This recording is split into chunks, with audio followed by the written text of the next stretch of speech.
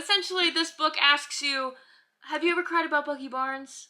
Would you like to cry about him in a whole new way? So I just bought all of the Marvel published books. So I have the Winter Soldier book, the Loki book, Gamora Nebula, and I'm trying to read through them because obviously I want to engage with some of my favorite characters in new ways.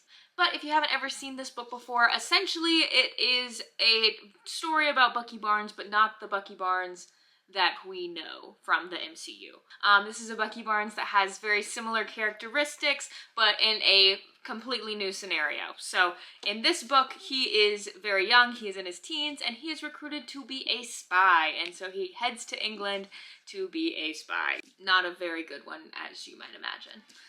But essentially, this book asks you, have you ever cried about Bucky Barnes? Would you like to cry about him in a whole new way? I was a little wary about it at first because I was like, oh, I don't know if I want Bucky in a different scenario than the one that I know him.